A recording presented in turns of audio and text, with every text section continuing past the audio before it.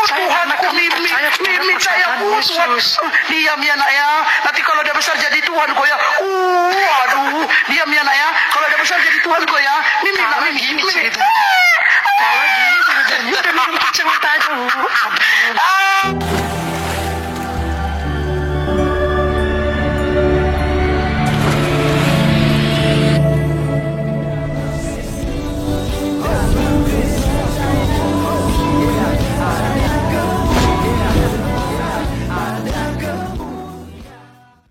Salam teman-teman sekalian, berjumpa kembali dengan saya Arif Kule di channel TV Laskar Kristus ini. Pada video kali ini teman-teman sekalian, mari kita mendengarkan satu hujatan yang luar biasa sekali dari seorang muslimah, ya, di mana teman-teman sekalian dia mengolok-olok tentang kelahiran Tuhan Yesus Kristus, ya, sampai dia katanya menyusui dan lahir juga di bawah perut gitu, dan ya tentu teman-teman sekalian mengolok-olok sambil ketawa-ketawa dan kurang lebih ya seperti dilakukan oleh Ustadz Agustan. Kita keingat lagi kepada almarhum teman-teman sekalian, yang dimana dia menderita setelah menentang Tuhan dan menghujat Tuhan.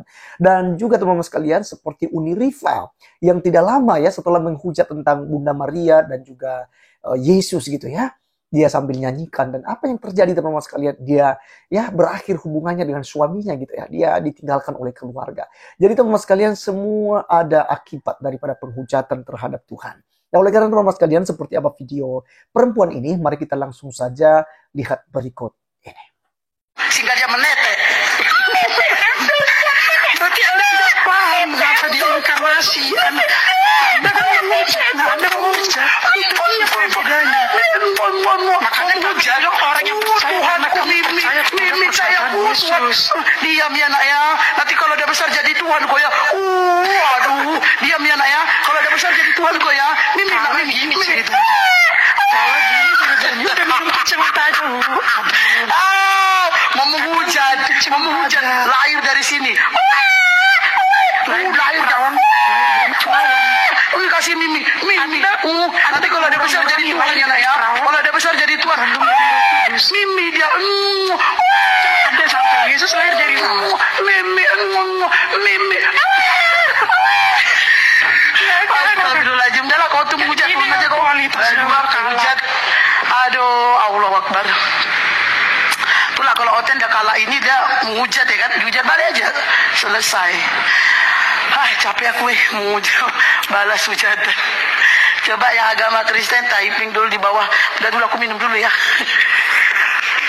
Aduh, astagfirullahaladzim. Padahal di situ melakukan, bukan mengabulkan.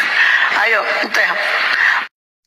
Oke, teman-teman sekalian, itulah cuplikan video yang kita dengarkan ya. Saya kelihatannya dari logatnya, ini adalah saudari saya dari Batak gitu ya. Teman-teman sekalian, sangat ya kasihan gitu ya melihat orang-orang seperti ini. Dan saya teringat satu hal yang dilakukan oleh Tuhan Yesus di atas kayu salib ketika tokoh-tokoh agama ya dan imam-imam kepala ahli Taurat pada waktu itu menghujat Yesus.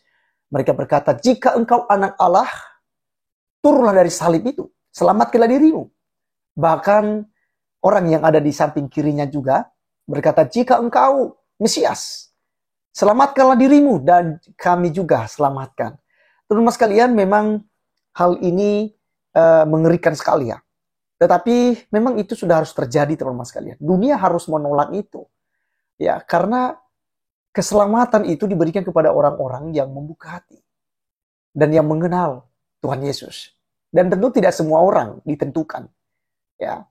Karena Yesus katakan, "Akulah yang memilih kamu, bukan kamu yang memilih aku." Nah, orang-orang seperti Mbak tadi, itu sudah pasti adalah orang-orang yang akan dibinasakan, teman-teman sekalian. Yesus katakan di atas kayu salib, "Ya Bapa, ampunilah mereka, sebab mereka tidak tahu apa yang mereka perbuat." Ketika orang mengolok-olok Yesus, menghina Yesus, Yesus berdoa demikian, "Ampunilah mereka sebab mereka tidak tahu apa yang mereka perbuat." Sekiranya mereka mengenal Mesias, mengenal tentang Kristus, tentu mereka tidak akan melakukan itu. Teman-teman sekalian, mari kita belajar firman Tuhan. Di dalam Lukas 22 ayat 63 hingga sampai 66 ya. Saya akan bacakan Yesus di hadapan Mahkamah Agung. Mahkamah Agama ya, Yesus di hadapan Mahkamah Agama. Ayat 63, "Dan orang-orang yang menahan Yesus mengolok-olokkan dia dan memukulinya. Mereka menutupi mukanya dan bertanya, Cobalah katakan ke siapakah yang memukul engkau. Dan banyak lagi hujat yang diucapkan mereka kepadanya.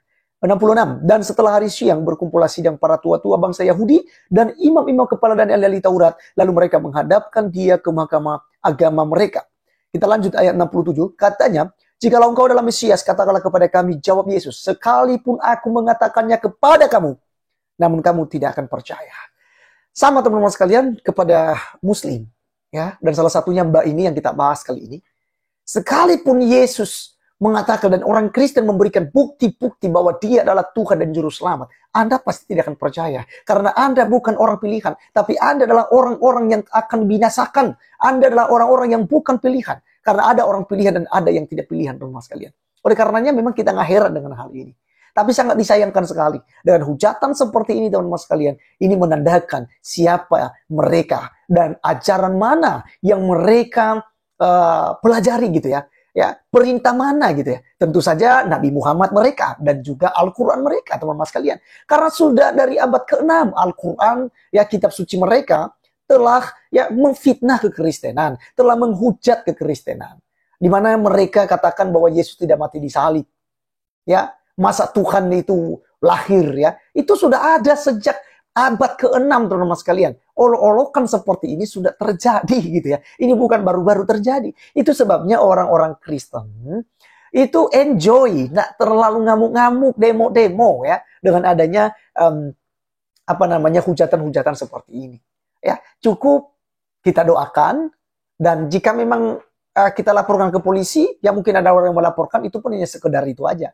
Supaya orang-orang ini ditenangkan. Tapi buktinya juga tidak diurus gitu ya. Tidak ditangkap. Nanti kalau sudah ditangkap, tidak memenuhi syarat penistaan begitu ya. Ya berbeda ya ketika ada orang Kristen ya seperti Yusuf Manubulu, Muhammad Kace, kemudian si anak Batak ya. Dia bilang tuh mana itu Allah itu ngaku-ngaku dia pencipta langit dan bumi gitu ya. Udah diciduk ya, dipenjarakan 1 tahun. Nah teman-teman sekalian, firman Tuhan katakan dalam Matius ya. Matius pasalnya yang ke-12 ayat ke-31 teman-teman sekalian dan 32. Firman Tuhan katakan begini.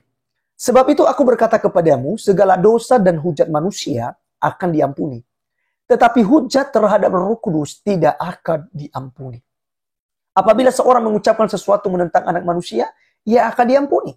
Tetapi jika ia menentang Roh Kudus, ia tidak akan diampuni. Di dunia ini tidak, dan di dunia yang akan datang pun tidak. Jadi perhatikan, ya, Boru ya, saya panggil Boru karena saya lihat logatnya memang ini orang orang Sumatera ya.